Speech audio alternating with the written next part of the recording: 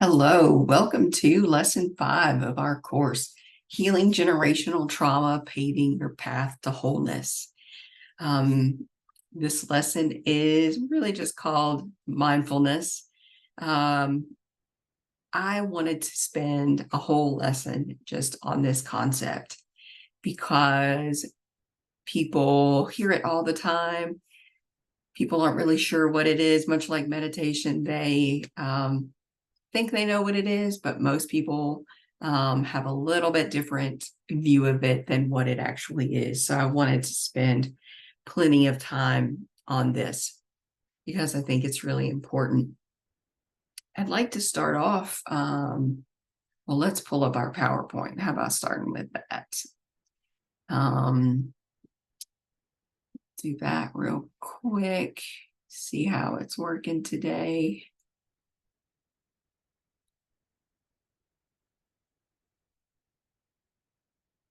All right, there we go. It's got me down in the corner, so it's working, and we're going to move forward with that.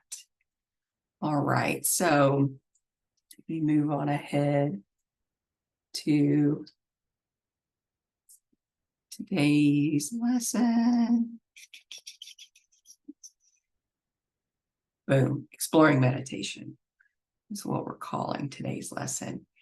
So I like to think of this as maybe like lesson 5A, and then we'll have a 5B portion. But I will get to that when we get there.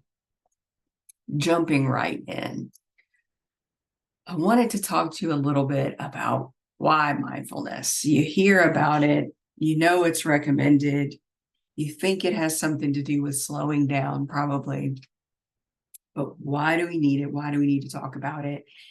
And one of the things I'd like to bring your attention to is the fact that our world is different than it was really since the advent of the smartphone. So our world is different, very different over the last 15 years than it was for the previous hundreds of years. And this is how. So previously we had long periods of time in between doing things. We had time where our brain was not being stimulated by anything. An example I always think of is people used to go to the doctor's office and just sit there. Just sit there. They might talk to somebody else in the waiting room. They might flip through a magazine sitting there. They might stare out the window. But no one does that anymore. If you go to a doctor's office, you will see everyone is on their smartphone. So there's no built-in time in our day for downtime anymore unless we intentionally put it there.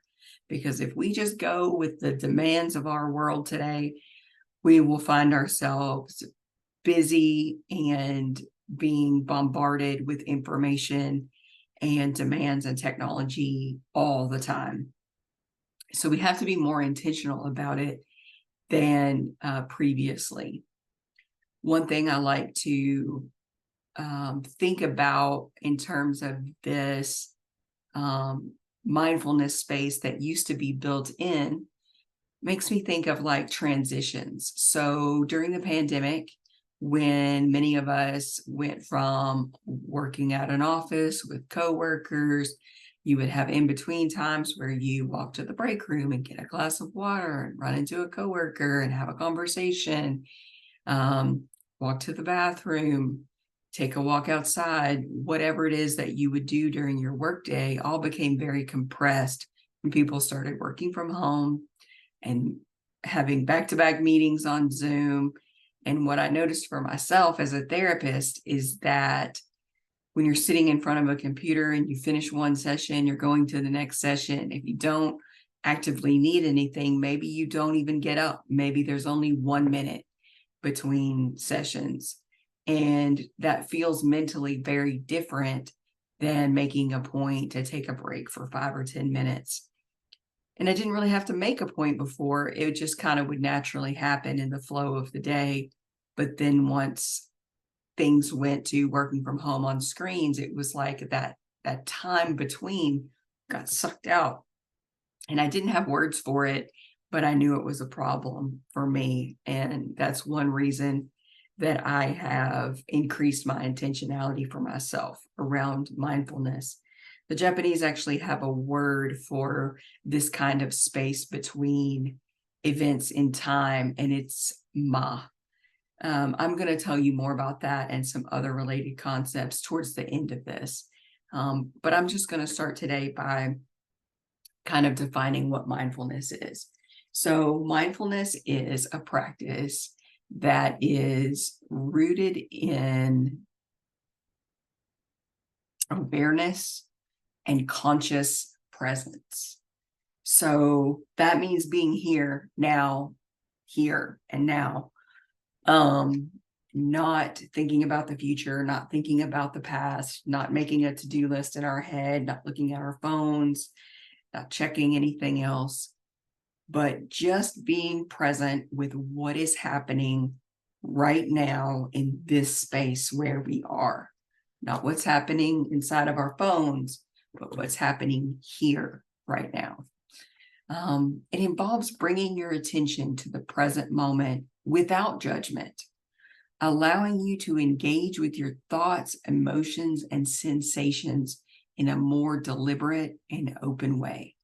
Mindfulness can be especially impactful for individuals on a healing journey from childhood trauma or generational trauma, as it promotes self-awareness, emotional regulation, and overall well-being. So people tell me all the time that they've got racing thoughts, so many things going at once. And mindfulness is how we start to slow that down. Not instantly. It's a thing that needs to be practiced and that will evolve, but it is the path to slowing down all of that chatter in our brains. The other aspect of mindfulness is that it involves being fully present. When you practice mindfulness, you're making a deliberate effort to be fully engaged in the present moment. And this can be really challenging if you've been preoccupied or pulled away or stressed for a period of time. It can take some doing to get back into your body and back into the present moment. And to get there fully can be challenging. This is going to mean redirecting your focus away from worries about the past or anxieties about the future, and instead immersing yourself in the here and now. But by doing this, you create a mental space where you can better observe and understand your thoughts and emotions as they arrive. So many people today tell me that they don't even know if they know what they feel. And they feel they have so many thoughts that they don't even know what they are. And that's a really uncomfortable state of being for humans.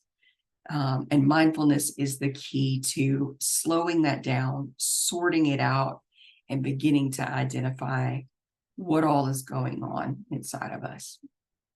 Another key component of mindfulness is it involves observing thoughts and feelings.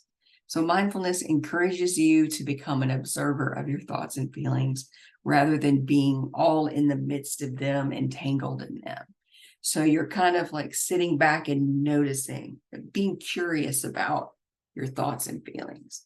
Instead of just reacting instinctively, you learn to watch your thoughts as they come and go, acknowledging their presence without judging them, without even interrupting them or trying to change them. And this detachment allows you to gain perspective on your internal experiences and prevents you from being carried away by those internal experiences. Another important feature of mindfulness is that it involves non-judgmental awareness. This is a central aspect of mindfulness. It's approaching your thoughts and emotions with a sense of non-judgment. Rather than labeling thoughts as good or bad, right or wrong, you cultivate a curious and compassionate attitude. And this attitude helps you accept your experiences without self-criticism, which can be especially important when dealing with complex emotions that come up in the context of generational and childhood trauma. Sometimes people even judge themselves for not doing the mindfulness activity correctly. And that will become one of the thoughts that you want to then become non-judgmental about. How can I just notice that negative thought that's crept into my consciousness right now and just let it pass on by without judging it, without judging myself, and just being curious about the fact that it's there, and compassionate that we're all learning. Mindfulness takes some training and some practice. It's not hard, but like anything, it takes some doing. Imagine you are a person who only walks when you have to go from your home to the car, and you decide you want to do a 5K run. Well, it's not a good idea to just take off running and then see if you can run 5K. And then if you can't, judge yourself. What is a good idea is to start taking longer walks and maybe jog a little bit.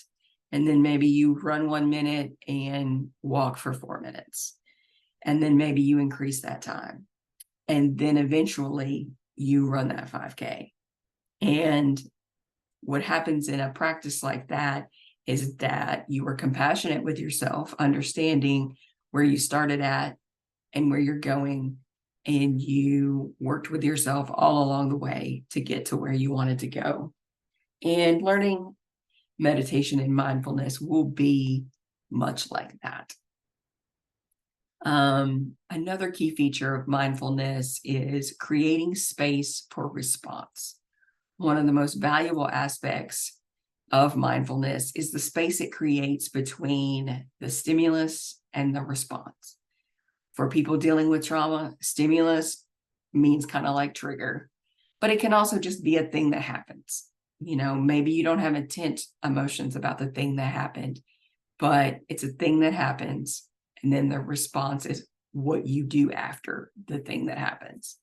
So in this space that mindfulness creates, you have the opportunity to choose your response thoughtfully rather than reacting impulsively. This can be incredibly empowering for people healing from trauma, because those reactions that you would give after being triggered back to a traumatic experience are very different, usually, from how you would choose to respond if you were feeling totally calm and thoughtful. And of course, the benefit of creating this space is that it allows for more intentional and constructive responses to triggers and challenges. Challenges could be even just someone else's problematic behavior or something that happens suddenly and unexpectedly. Having that space to pause and determine how I'd like to respond is going to work better in my life than reacting immediately. And lastly, the other key feature of mindfulness is that it helps you enhance self-awareness. So some people have said, like, I don't really think I'm very self-aware. People tell me things about myself that I didn't know. Good news, you can continue to work on self-awareness using mindfulness techniques. So mindfulness naturally enhances your self-awareness by encouraging you to tune in to your internal processes. And by consistently practicing mindfulness, you can become more attuned to your emotional states, your thought patterns, your bodily sensations. And this heightened awareness provides insights into how past trauma may still impact your reactions and behaviors in the present. And as you become more self-aware, you can identify patterns that may need healing or adjustment, or even just noticing, or they may need compassion. An example I often think of related to this is how, you might notice you have a friend who eats very fast. And They're not aware of this, but you notice because everyone's at the table and your friend finishes eating first. Well, with a little bit of mindfulness and self-awareness, your friend might realize, like, oh, that behavior started when I was a little kid, and my siblings might try to take the rest of my food if I didn't finish it. So I had to learn to eat very fast.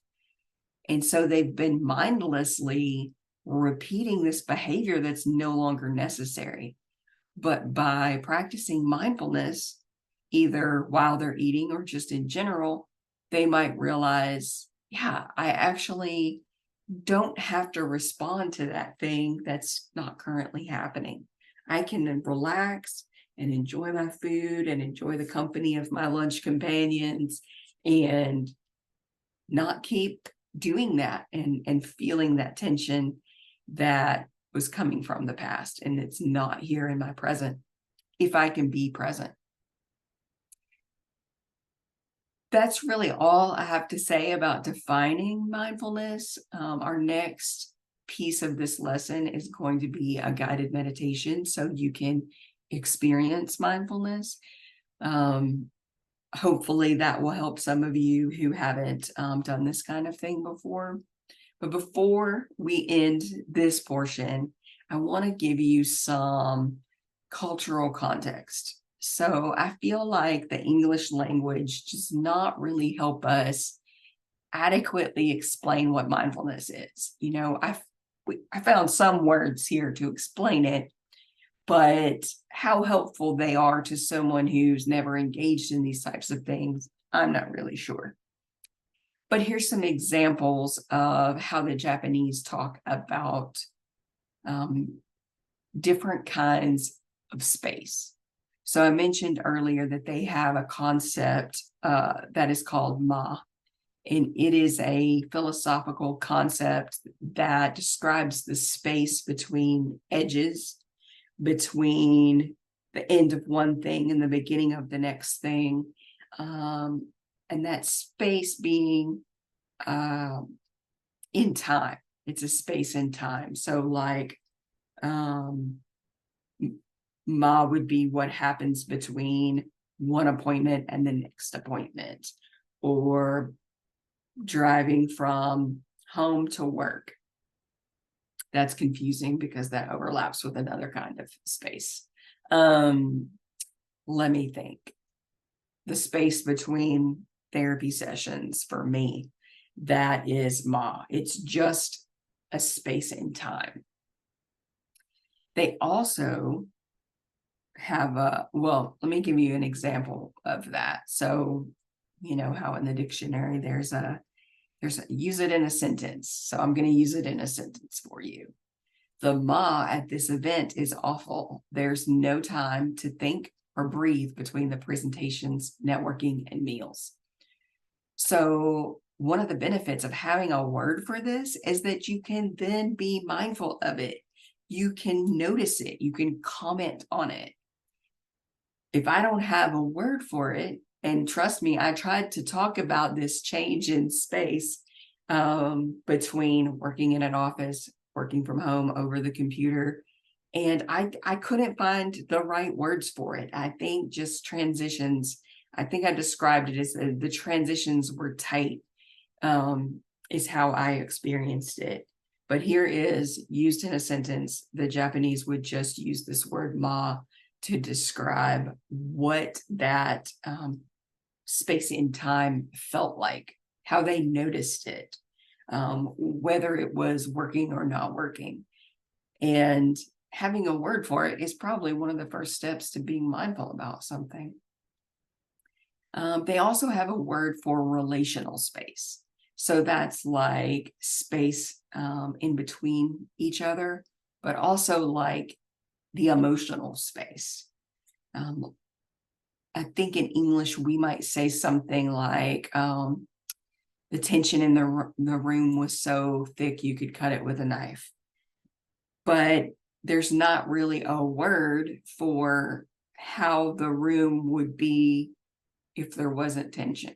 Tension describes something, but we don't really have a word for the something. I guess we might say atmosphere, but that covers a lot of things. So in this case, the word in Japanese is wa, and that means relational space, used in a sentence.